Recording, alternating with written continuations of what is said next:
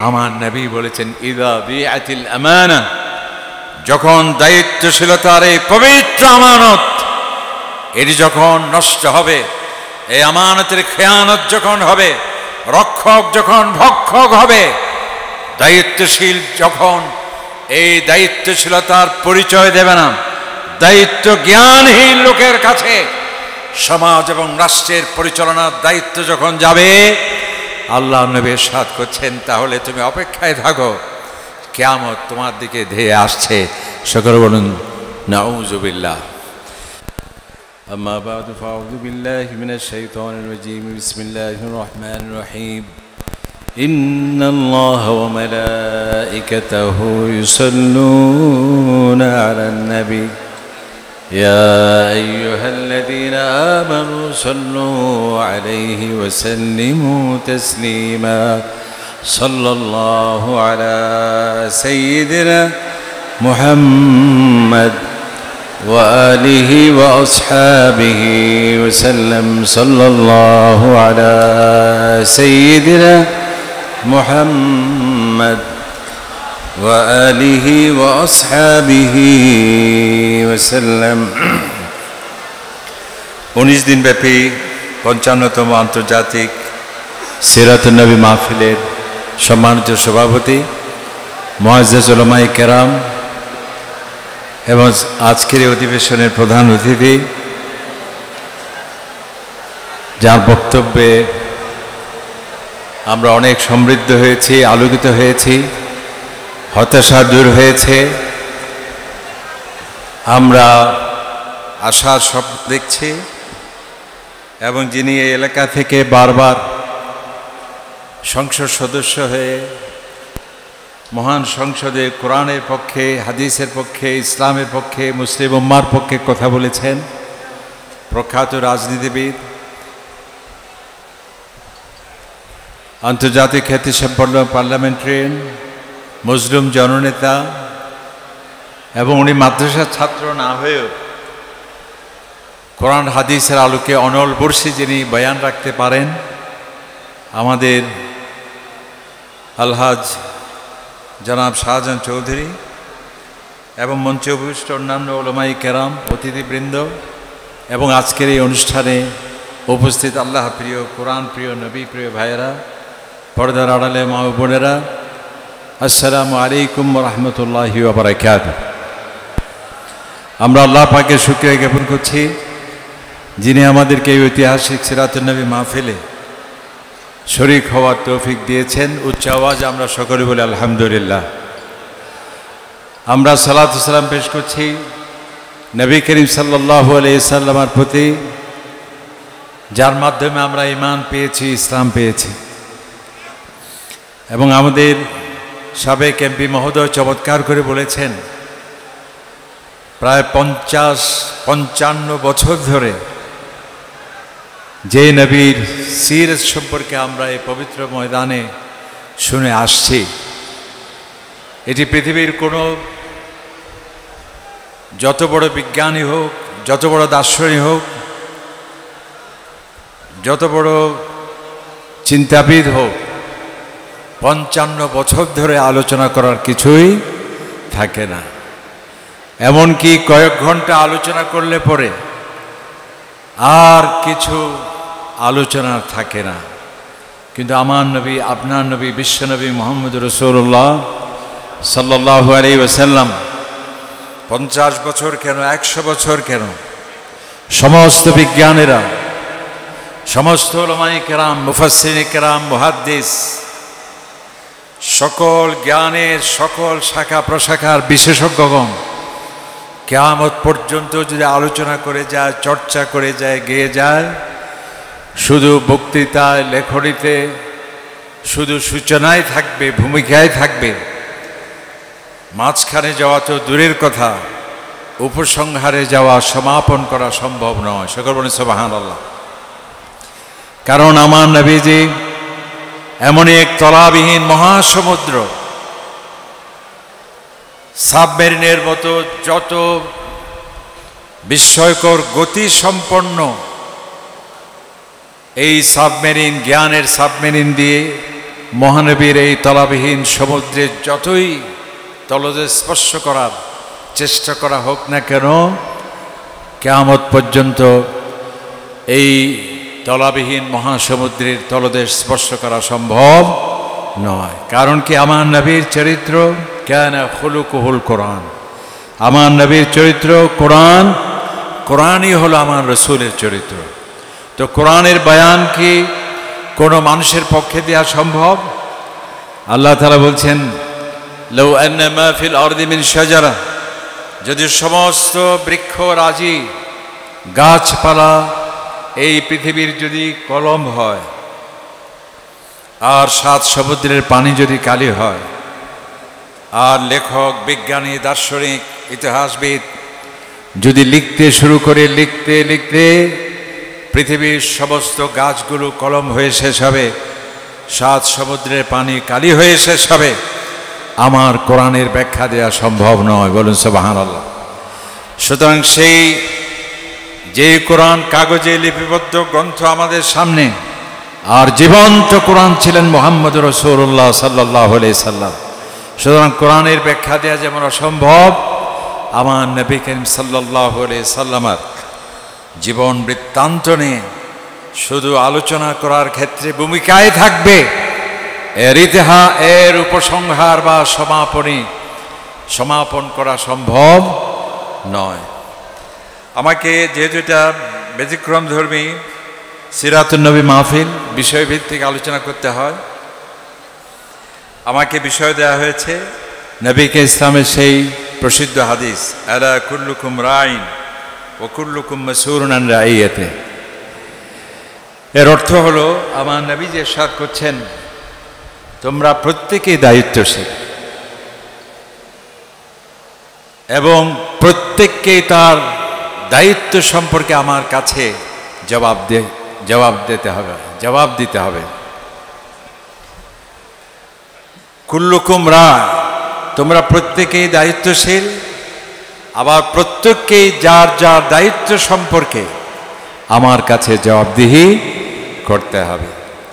শুধুমাত্র রাষ্ট্রের যিনি রাষ্ট্রপ্রধান তিনিই কেবল দায়িত্বশীল, যিনি সরকার প্রধান হবেন, প্রধানমন্ত্রী হবেন, মন্ত্রী হবেন, এমপি হবেন, তারাই কেবল দায়িত্বশীল, আর বাকিরা সবাই আমরা দর্শক গ্যালারিতে বসে দেখব, এর নাম ইসলাম নয়। মানুষ মাত্রই প্রত্যেককে কম বেশি দায়িত্ব দেয়া হয়েছে, ঠিক কিনা বলেন? আল্লাহ সুবহানাহু ওয়া তাআলা সৃষ্টির সেরা মানুষ, গাছকে কোনো দায়িত্ব দেওয়া হয়নি, পশুকে কোনো দায়িত্ব দেওয়া হয়নি, চন্দ্র, সূর্য, গ্রহ, নক্ষত্র, অন্যান্য যা সৃষ্টি আছে সেগুলোকে দায়িত্ব দেওয়া হয়নি। দায়িত্ব দেওয়া হয়েছে আশরাফুল মখলুকাত, মানুষকে। কাকে দেওয়া হয়েছে? মানুষকে। কারণ কি? কারণ এই মানুষ সমগ্র সৃষ্টি জগতে সবার উপরে মর্যাদা এবং সম্মান আল্লাহ তাআলা মানুষকে দিয়েছেন। কার মর্যাদা সবচেয়ে বেশি? মানুষের মর্যাদা। আল্লাহ তাআলা বলছে, ওয়ালাকাদ কাররামনা বানি আদম, আমার সৃষ্টি জগতের সবচেয়ে বেশি মর্যাদা আমি মানুষকে দিয়েছি।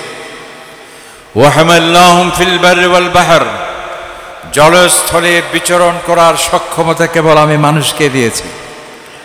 ওয়া রাযাকনাহুম মিনাত তাইয়্যিবাত, উত্তম রিজিক দিয়েছি আমি মানুষকে। লাকাদ খালাকনাল ইনসানা ফি আহসানি তাকওয়িম, আমার সৃষ্টি জগতের সবচেয়ে সুন্দর করে সৃষ্টি করেছে মানুষকে। যদি আমরা বলি চাঁদ সুন্দর, সূর্য সুন্দর, সাগর সুন্দর, নদী সুন্দর, আর সমস্ত কিছু স্রষ্টা বলছে আমার সৃষ্টির মাঝে মানুষই সুন্দর। সুবহানাল্লাহ। এবং এই মানুষকে আমি আল্লামাহুল বায়ান, তাকে বাকশক্তি আমি দিয়েছি মনের ভাব প্রকাশের জন্যে, গদ্যে পদ্যে, গাঁথনি লালিত্যের, ছান্দিক সৌন্দর্যে মনের ভাব প্রকাশ করার ভাষা আমি মানুষকেই দিয়েছি। এবং আল্লাহ তাআলা আরো বলছেন, এই পৃথিবীতে যা আছে, হুয়াল্লাযী খালাকালাকুম মা ফিল আরদি জামিআ, এই পৃথিবীতে যা আছে, সাগর, নগর, গাছপালা, পশু পাখি, চন্দ্র, সূর্য, গ্রহ, নক্ষত্র, সব আমি তোমার জন্যই সৃষ্টি করেছি। সুবহানাল্লাহ। সুতরাং এই মানুষের যেহেতু এত মর্যাদা, এত সম্মান, তাকে আল্লাহ তাআলার কাছে জবাবদিহি করতে হবে সবচেয়ে বেশি। সেই জন্য আল্লাহ নবী ইরশাদ করছেন, আলা কুল্লুকুম রায়, তোমরা প্রত্যেকে গুরুত্বপূর্ণ দায়িত্বে নিয়োজিত, দায়িত্বশীল, এবং প্রত্যেককে এই দায়িত্ব সম্পর্কে আমার কাছে জবাবদিহি করতে হবে। সমস্ত সৃষ্টির মাঝে কেবলমাত্র মানুষকে আল্লাহ পাক সুবহানাহু ওয়া তাআলা এই দায়িত্বশীল ভূমিকা রাখার জন্যে গুরুত্বপূর্ণ এই রেসপন্সিবিলিটি কেবলমাত্র মানুষকে দিয়েছেন। আল্লাহ তাআলা বলছেন, আমি দায়িত্ব দিতে চেয়েছি আকাশকে, দায়িত্ব দিতে চেয়েছি পর্বতকে, দায়িত্ব দিতে চেয়েছি জমিনকে। সে আয়াত আমরা জানি, ইন্না আরাদনাল আমানা আলাস সামাওয়াতি ওয়াল আরদ ওয়াল জিবাল। আমি আকাশ, জমিন, পাহাড়, পর্বত তাদেরকে একটি গুরুত্বপূর্ণ দায়িত্ব দেওয়ার জন্যে আমি সঁপে দিয়েছি। ফাআবাইনা, এই বিশাল আকাশ, এই বিশাল দায়িত্ব নেওয়ার ক্ষেত্রে সে অপারগতা পেশ করল। ওয়াল আরদ, এই বিশাল পৃথিবী আল্লাহ তাআলার এই প্রদত্ত দায়িত্ব নেওয়ার ক্ষেত্রে তারা অপারগতা পেশ করল। ওয়াল জিবাল, বিশাল বিশাল পাহাড় পর্বত, তারাও এই দায়িত্ব যদি লঙ্ঘন হয়, ব্যত্যয় হয় এবং দায়িত্বশীল যদি আচরণ করা না যায়, এর পরিণাম যে কত ভয়াবহ হতে পারে, সেজন্যেই তারা এই দায়িত্ব নেওয়া থেকে অপারগতা পেশ করেছিল। ওয়া হামালাহাল ইনসান, কিন্তু আল্লাহ তাআলা বলছেন মানুষ কিন্তু এই দায়িত্ব নেওয়ার জন্যে সে আগ্রহ প্রকাশ করেছে। ইন্নাহু কানা যালুমান জাহুলা। আল্লাহ তাআলা বলছেন, যে দায়িত্ব আকাশ নিতে চায়নি, পর্বত নিতে চায়নি, পৃথিবী নিতে চায়নি, মানুষ সেটা নিয়েছে, কারণ সে অপরিণামদর্শী। এই দায়িত্ব এটা যে কত গুরুত্বপূর্ণ, এটি লঙ্ঘন করলে তাকে কি খেসারত দিতে হবে সেটা সে জানে না বলেই এই দায়িত্ব গ্রহণ করার জন্য সে এগিয়ে আসছে। এবং এই দায়িত্বটি এত পবিত্র, আল্লাহ পাক সুবহানাহু ওয়া তাআলার নির্দেশ, ইন্নাল্লাহা ইয়া'মুরুকুম আন তু'আদ্দুল আমানাতি ইলা আহলিহা। আল্লাহ তাআলার চূড়ান্ত নির্দেশ মানুষের প্রতি, তোমরা যারা দায়িত্বশীল আছো, এই দায়িত্ব নামের পবিত্র আমানত যথাযথভাবে তোমাদের আদায় করতে হবে, কোনো অবস্থাতে যাতে লঙ্ঘন না হয়। এবং এই আমানতের পবিত্রতা যদি নষ্ট হয়, তাহলে সেখানে শান্তি নয়, স্বস্তি নয়, নিরাপত্তা নয়। আমাদের মাননীয় সংসদ সদস্য মহোদয় বলেছেন, 55 বছর একটি বছর নয়, 2টি বছর নয়, এদেশের দামাল ছেলেরা যুদ্ধ করে স্বাধীনতা সহ্য ছিনিয়ে নিয়ে এসেছে, কিন্তু আমরা কি পেলাম? দারিদ্র্য বিমোচন হলো না, নারীদের ক্ষমতায়ন হলো না, সুশীল সমাজের স্লোগান হয়েছে কেবল, এর কনসেপ্ট কেবল শুনেছি আমরা, বাস্তবে সেটি পরিণত হয়নি।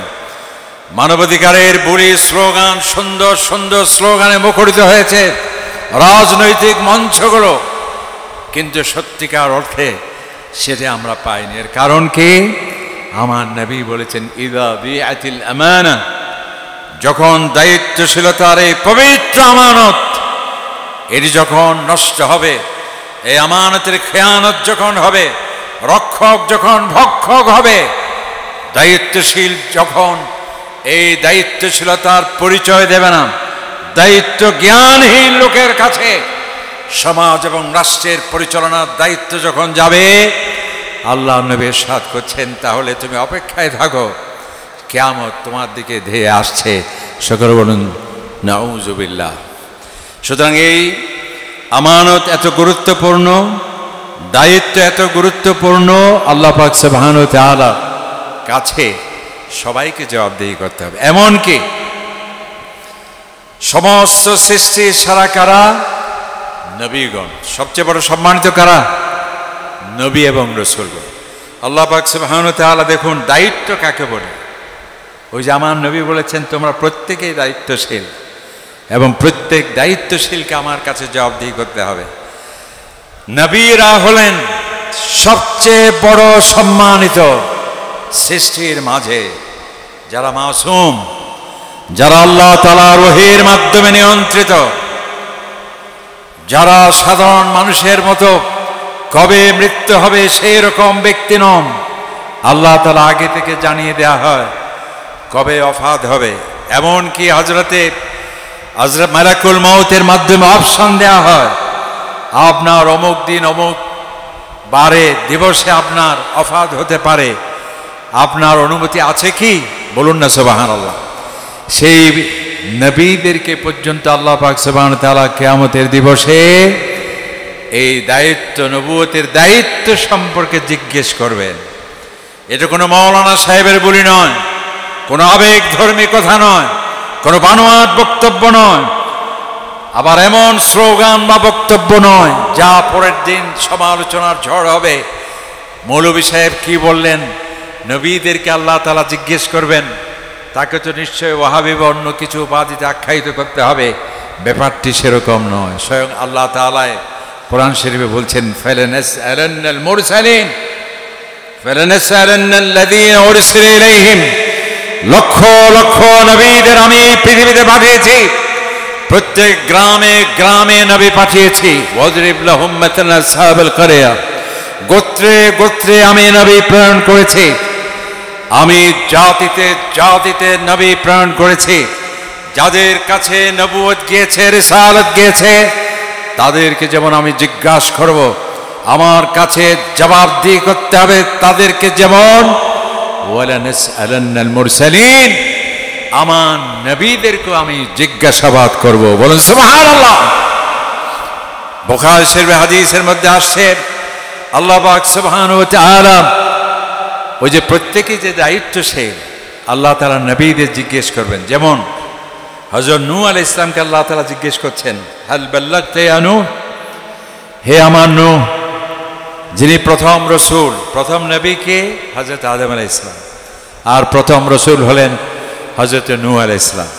আল্লাহ তাআলা নূহ আলাইহিস সালামকে প্রশ্ন করছেন, হাল বাল্লাগতা, আমি যে তোমাকে রিসালাতের দায়িত্ব দিয়েছি, এই দায়িত্বকে আপনি আদায় করেছেন?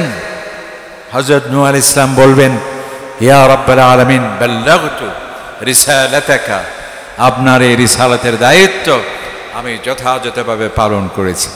দেখুন আল্লাহ তাআলা কিভাবে আল্লাহর জিজ্ঞাসাবাদ। এরপর নূহ আলাইহিস সালামের কওমকে আল্লাহ তাআলা জিজ্ঞেস করবেন, ইয়া কওম নূহ হাল বাল্লাগাকুম নূহ, আমার নবী নূহ আলাইহিস সালাম তিনি কি তোমাদের কাছে আমার রিসালাতের দায়িত্ব পৌঁছে দিয়েছিলেন?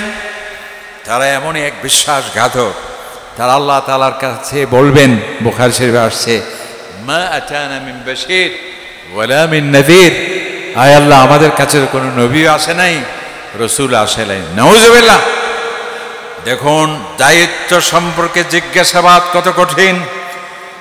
প্রথম রসুল হয়ে হযরত নূহ আলাইহিস সালামের জাতি যখন অস্বীকার করল, রিসালাতের দায়িত্ব পালন করা হয়নি, এই ধরনের অভিযোগ যখন দেয়া হলো, আল্লাহ তাআলা জিজ্ঞেস করছেন, হে আমার নূহ, তুমি বলছো রিসালাতের দায়িত্ব পালন করেছো, আর তোমার জাতি বলছে দায়িত্ব পালন করা হয়নি।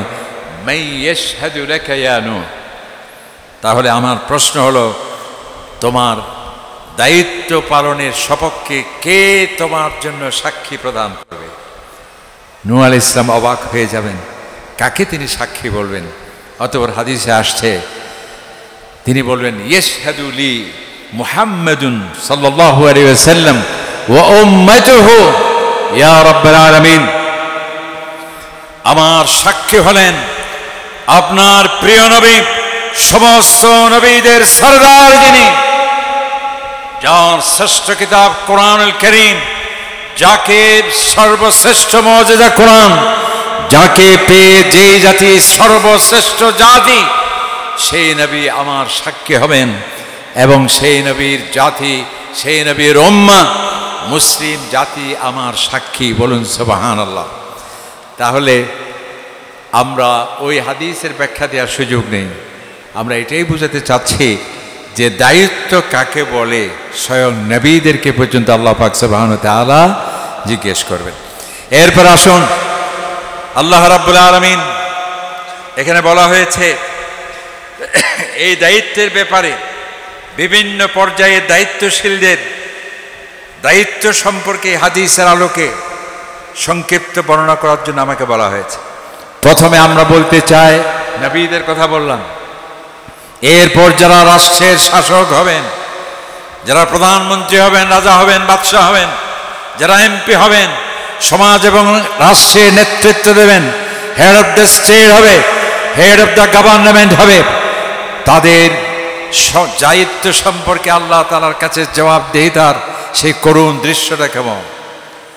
আল্লাহ পাক সুবহানাহু ওয়া তাআলা যে একজন নেতা নেতৃত্ব অত্যন্ত গুরুত্বপূর্ণ।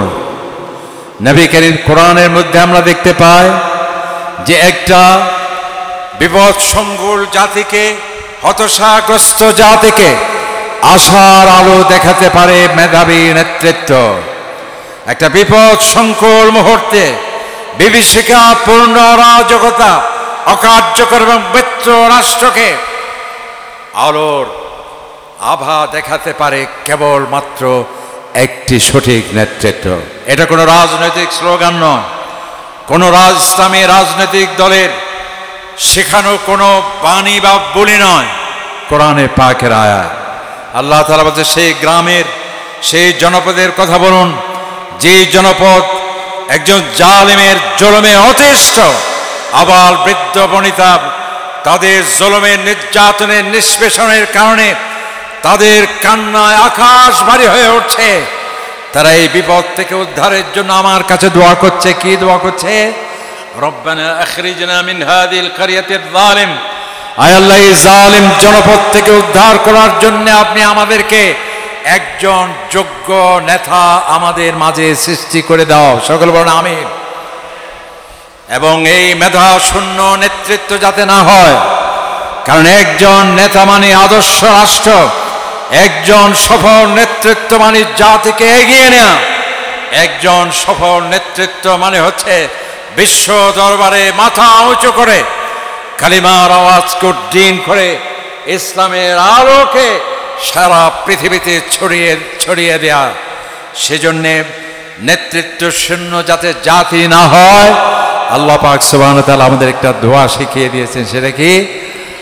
রব্বানা হাব লানা মিন আজওয়াজিনা ওয়া যুররিয়াতিনা কুররাতা আয়ুন, আল্লাহ আমাদের সন্তান সন্ততি, আমাদের পরিবারে এমন শান্তি দাও, সাফল্য দাও। এরপরে বলা হচ্ছে ওয়াজআলনা লিল মুত্তাকিনা ইমামা, আয় আল্লাহ আমাদের নেতৃত্ব দিতে পারে সেভাবে তাকওয়া, খোদা বেরোগ নেতৃত্ব আমাদের সমাজে, পরিবারে, রাষ্ট্রে, আমাদের জাতির জন্য তুমি সৃষ্টি করে দাও। সকলে বলেন আমিন। কিন্তু একজন ভুল নেতৃত্ব, যার ভুল নেতৃত্ব মানে হচ্ছে যুদ্ধ, ব্যর্থ নেতৃত্ব মানে হলো পশ্চাৎপদতা, ব্যর্থ নেতৃত্ব মানে হচ্ছে স্বাধীনতার সার্বভৌমত্ব হারিয়ে যাওয়া, ব্যর্থ নেতৃত্ব মানে হচ্ছে ইতিহাস থেকে নিশ্চিহ্ন হয়ে যাওয়া। এই ব্যর্থ নেতাদের বিরুদ্ধে আল্লাহ পাক সুবহানাহু ওয়া তাআলার কাছে সমস্ত জাতি মামলা দায়ের করবে। এটাও কোনো রাজনৈতিক স্লোগান নয়, কোনো ইসলামী রাজনৈতিক দলের কথা নয়, স্বয়ং কোরআনে পাকে সাধারণ মানুষের আর্তনাদ।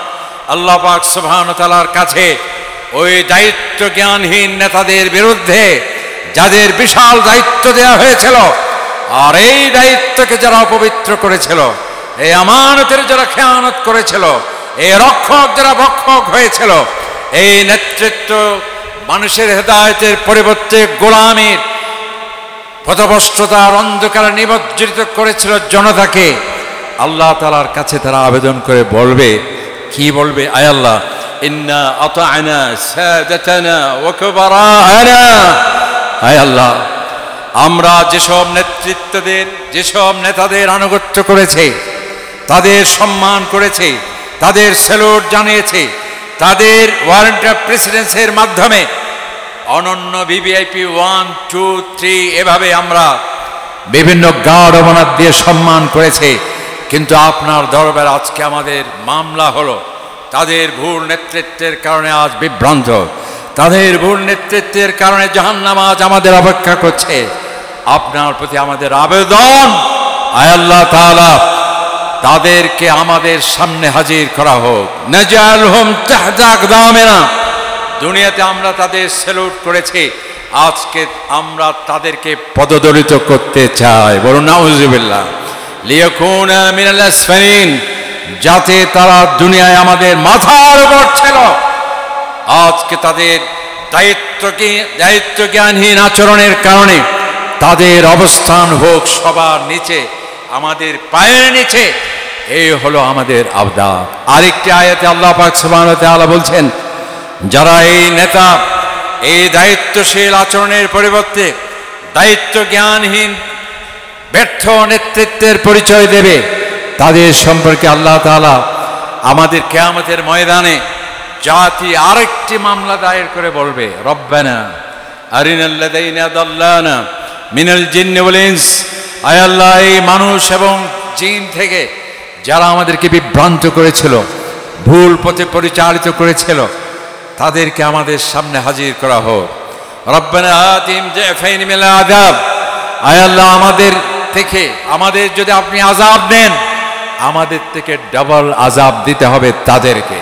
ওয়াল আনহুম লা'নান কাবীরা, আয় আল্লাহ তাআলা তাদেরকে অভিসম্পাদ দিন, তাদেরকে লানত দিন, যেহেতু তারা তাদের দায়িত্বশীলতার পরিচয় দিতে পারেনি। সুতরাং প্রথম আমার নবীজির ভাষায় সমাজের এবং রাষ্ট্রের প্রধান যিনি হবেন, তাকে আল্লাহ তাআলার কাছে জবাবদিহি করতে হবে।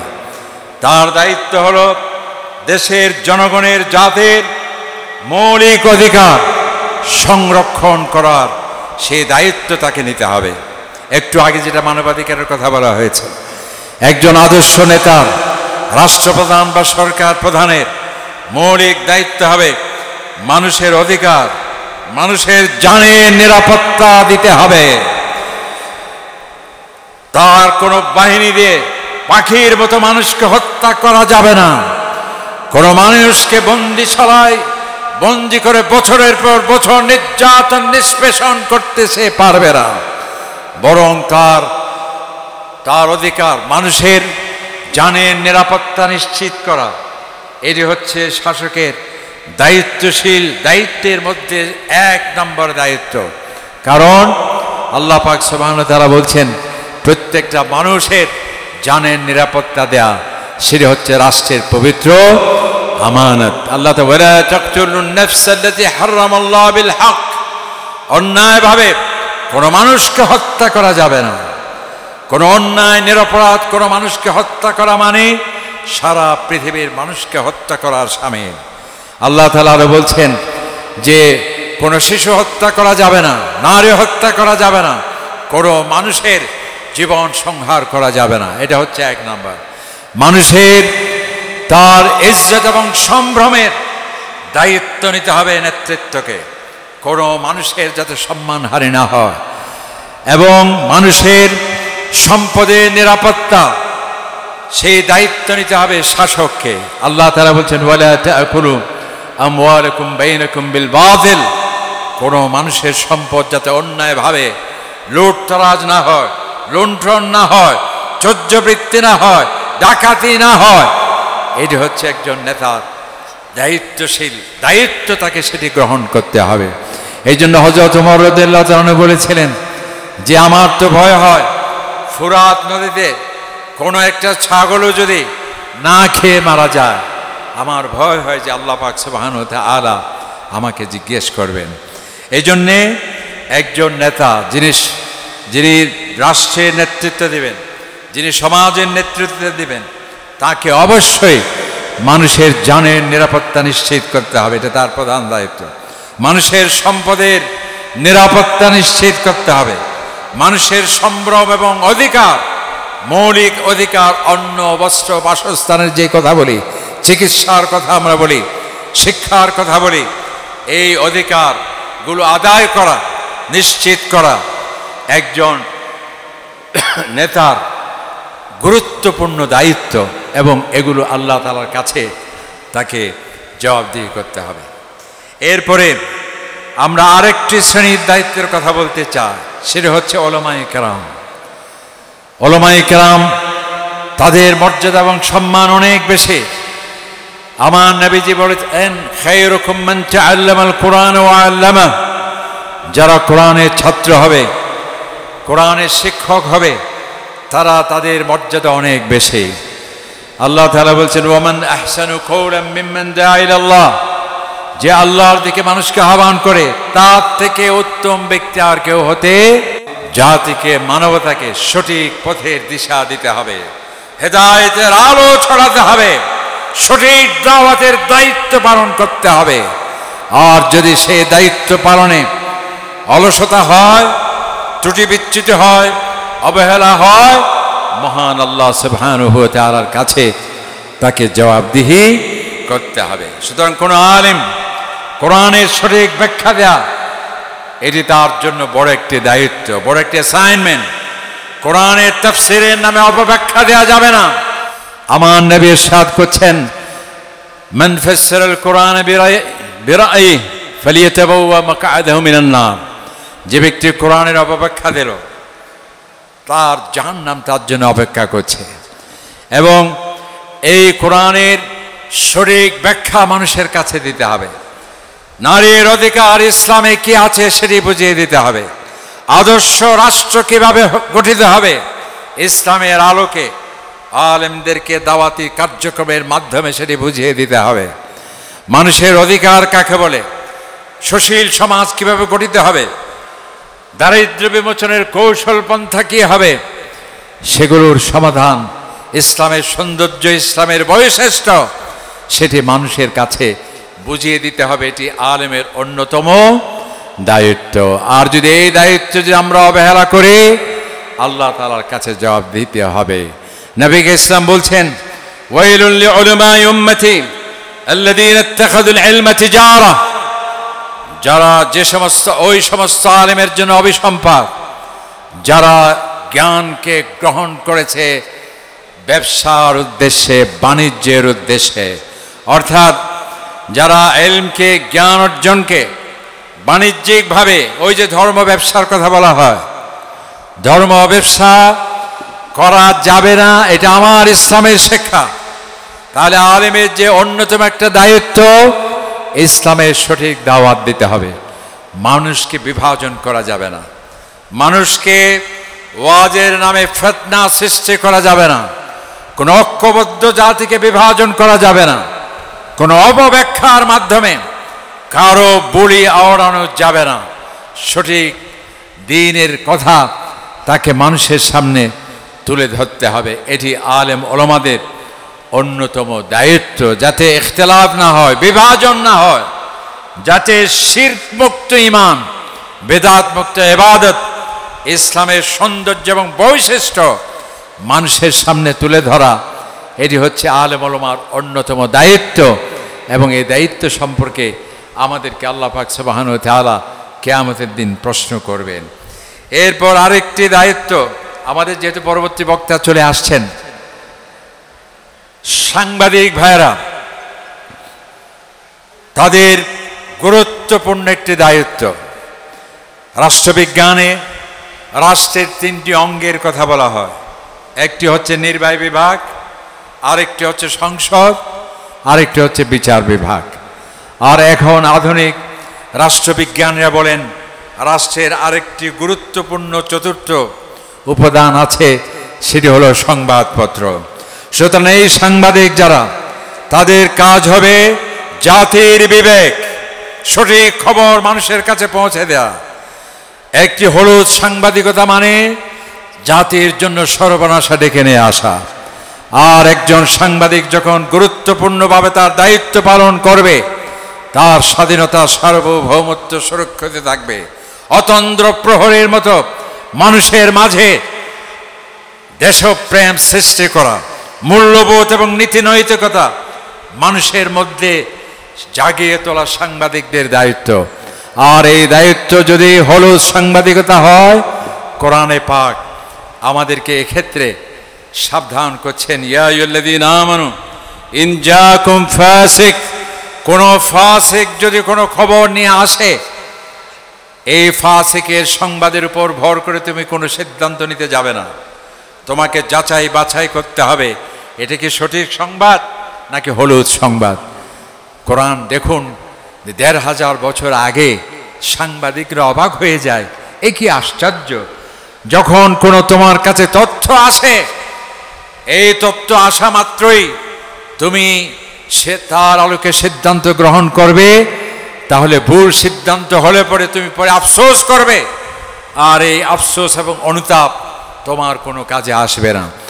ইরাকের যে মারাত্মক যুদ্ধ হলো, লক্ষ লক্ষ মানুষ মারা গেল, আমি পরাশক্তির সেই রাষ্ট্রের নাম উল্লেখ করতে চাই না, দুইটি পরাশক্তির প্রেসিডেন্ট এবং আরেকটি পরাশক্তির প্রধানমন্ত্রী বলেছিলেন, আমরা অত্যন্ত দুঃখিত, আমাদের কাছে যে সংবাদ আসছে সেটি ভিত্তিহীন ছিল, সেটি ভুল ছিল, সেই ভুল রিপিটের মাধ্যমেই আমরা এই সিদ্ধান্ত গ্রহণ করেছি। এই জন্যে আমার নবীজি বলেছেন, যা তুমি শুনেছ যাচাই বাছাইবিহীন প্রচার করাটা মিথ্যার, সেটা কি নামান্তর। কাফা বিল মারই কাযিবান আন ইউহাদ্দিসা বিকুল্লি মা সামিআ, অর্থাৎ কোনো ব্যক্তির জন্য মিথ্যুক হওয়ার জন্য যথেষ্ট, সে যাই শুনলো তাই সে প্রচার করবে।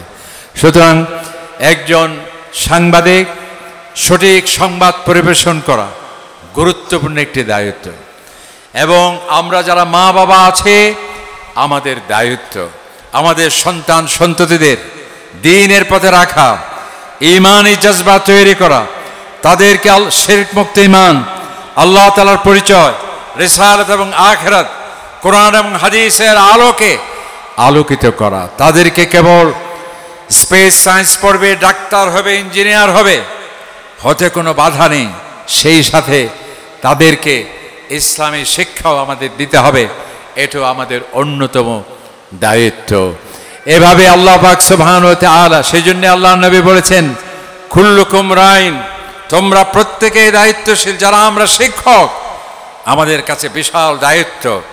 আমাদের ছাত্রদের শুধু পদার্থবিজ্ঞান, রাষ্ট্রবিজ্ঞান, শুধু আকাশ বিজ্ঞান পড়ানো নয়, সাথে সাথে আমাদের ছাত্রদের চরিত্র গঠন করা, তারা যাতে নাস্তিক না হয়, তারা যাতে সংশয়বাদী না হয়, যাতে তারা প্রকৃতিবাদী না হয়, যাতে তারা মাঝে মানবিকতা বিলুপ্ত হয়ে পাশবিকতা সৃষ্টি না হয়, যথাযথভাবে তাদের মোরালিটি এথিক্স জ্ঞানের পাশাপাশি শিক্ষা দেয়া, এটাও আমাদের দায়িত্ব।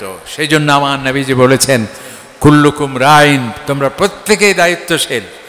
আর সাবধান, প্রত্যেককেই যার যার দায়িত্ব সম্পর্কে কিয়ামতের ময়দানে জিজ্ঞেস করা হবে। আল্লাহ তাআলা আমাদের সকলকে, আমরা সকলেই দায়িত্বশীল, সকলের উপর অর্পিত এই দায়িত্ব মহান আল্লাহ তাআলার কাছে যাতে আমরা হিসাব দিতে পারি, জবাব দিতে পারি, সেই যোগ্যতা, সেই দক্ষতা, সেই ঈমান, সেই তাকওয়া, সেই আল্লাহর প্রেম, নবীর প্রেম, কোরআন এবং সুন্নাহর উপর আমল আল্লাহ তাআলা আমাদেরকে দান করুন। এই বলে আমার সংক্ষিপ্ত আলোচনাকে শেষ করছি। আসসালামু আলাইকুম ওয়া রাহমাতুল্লাহি ওয়া বারাকাতুহু।